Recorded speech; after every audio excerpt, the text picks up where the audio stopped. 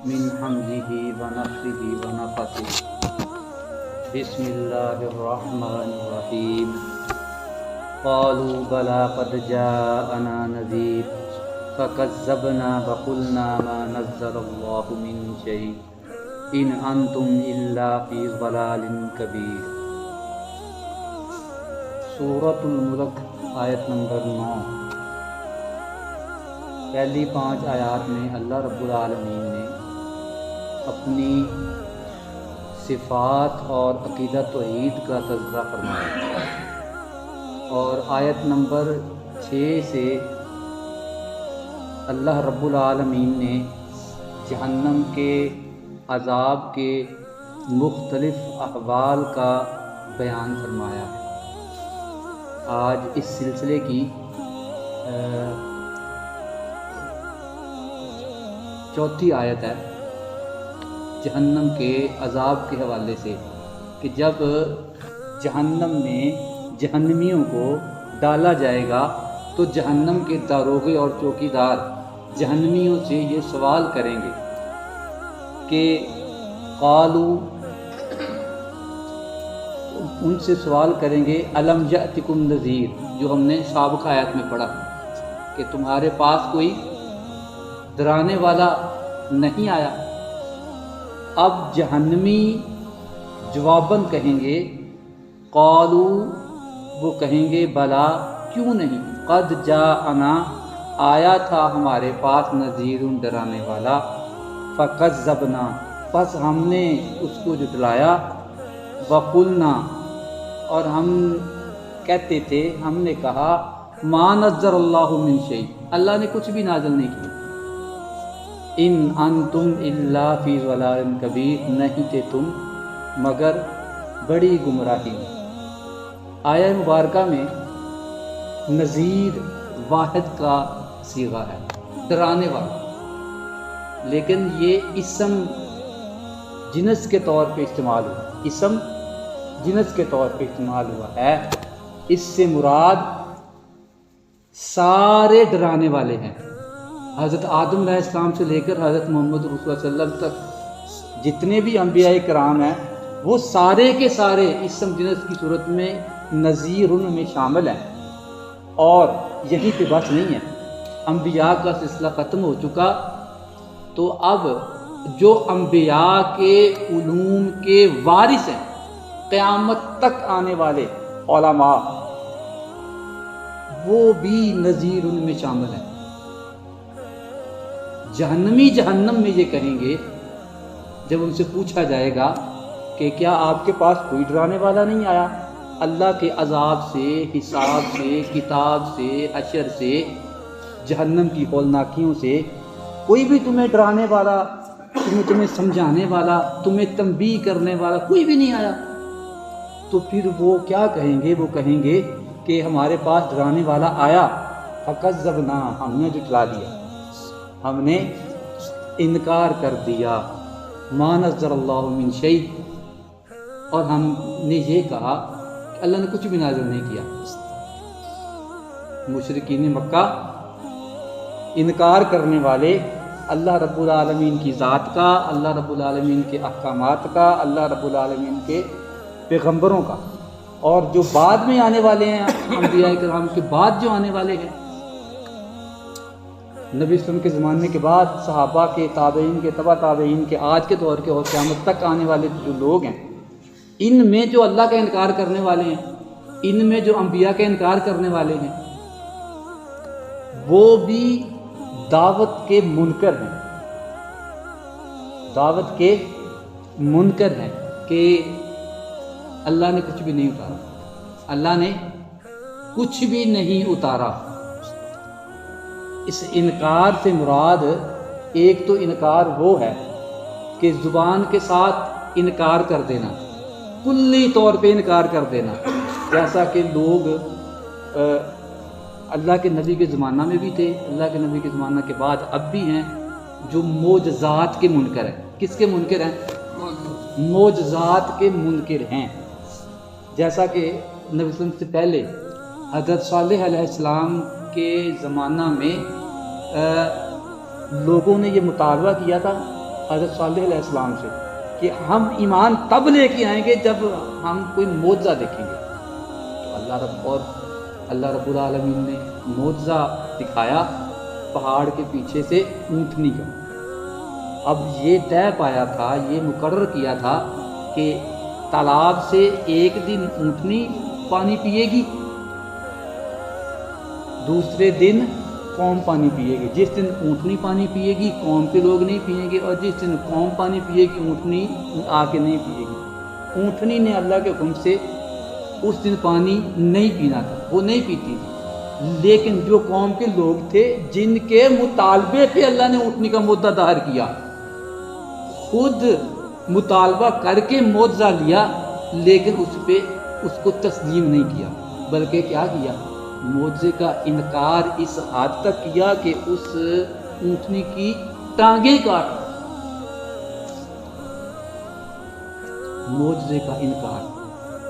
اور نبی وسلم کے بھی معجزات کا انکار کرنے والی ہیں.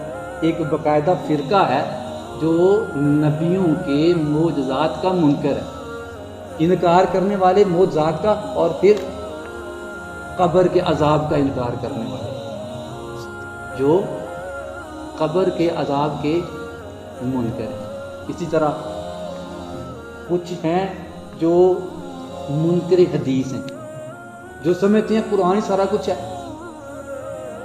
کچھ انکار کرنے والے ہیں، وہ نمازوں کا انکار کرتے ہیں. جماعت المسلمین والے وہ صرف 3 نمازیں پڑھتے ہیں، وہ 2 نمازوں کا انکار کرتے ہیں. تو یہ جو انکار کرنے والے ہیں، ایک تو انکار کرنے والے کلی طور پہ انکار کر دینا کسی چیز کا، جیسے معجزات کا کلی انکار، قبر کے عذاب کا کلی انکار، 2 نمازوں کا کلی انکار، اللہ کی ذات کا انکار. ایک انکار سے مراد ہے کہ تسلیم تو کرتے ہیں کہ نماز فرض ہے، تسلیم تو کرتے ہیں کہ زکوٰۃ اللہ کے احکامات میں شامل ہے، لیکن نماز پڑھتے نہیں ہیں. تعمیل میں انکار ہے، عملی طور پہ انکار ہے. تو اس میں دونوں طرح کے لوگ شامل ہوں گے. اللہ کے عذاب سے دوچار دونوں قسم کے لوگ ہوں گے. ایک تو انکار کرنے والے وہ جو کلی طور پہ انکار کرنے والے تھے آدم علیہ السلام سے لے کر قیامت تک آنے والے تھے، وہ سارے اس میں شامل ہیں. اور وہ بدعمل بھی اس میں شامل ہے، وہ سستی کا شکار، غفلت کا شکار بھی اس میں. اب اتمام حجت کے طور پہ قیامت کے دن کسی انسان کے پاس یہ حجت نہ رہے کہ میرے پاس کوئی ڈرانے والا، مجھے اللہ کے عذاب سے کوئی ڈرانے والا. اور یہ جو علماء ہیں نا، علماء، اللہ رب العالمین نے فرمایا ہے کنتم خیر امۃ اخرجت للناس تأمرون بالمعروف وتنہون عن المنکر. انبیاء کا سلسلہ ختم ہو گیا، تمہارے درمیان ایسی جماعت ہونی چاہیے جو تمہیں تأمرون بالمعروف، نیکی کا حکم دے، اللہ کے عذابوں سے ڈرائے، وتنہون عن المنکر، اور تمہیں برائی سے روکے. نیکی کی دعوت دینا، برائی سے روکنا، یہ علماء کی ذمہ داری ہے، تاکہ کل قیامت کے دن جہنم کے داروغوں کو جہنمی امت محمدیہ کے لوگ یا سابقہ قوموں کے لوگ یہ نہ کہہ سکیں یہ جو آیا ہے اس آیا مبارکہ میں کہ ہمارے پاس کوئی ڈرانے والا آیا نہیں تھا. آئے تھے ڈرانے والے، لیکن ہوا کیا، فَكَذَّبْنَا، ہم نے جھٹلا دیا، وَقُلْنَا مَا نَزَّلَ اللَّهُ مِن شَيْءٍ، اور ہم نے یہ کہہ دیا کہ اللہ نے کوئی شے اتاری نہیں ہے.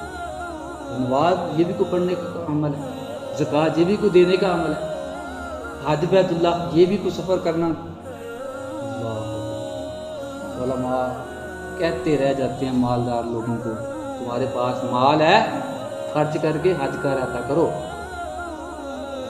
لیکن نہیں، کوئی پرواہ کوئی نہیں، مال ہے لیکن حج کو نہیں جاتے. پیارے حبیب صلی اللہ علیہ وآلہ وسلم کا فرمان حج کے متعلق اتنی شدید وعید ہے، اتنی شدید وعید کس لیے ہے کہ نبی کی صفت ہے نذیر. نبی کی صفت کیا ہے؟ نذیر. انا ارسلناک شاہدا ومبشرا ونذیرا.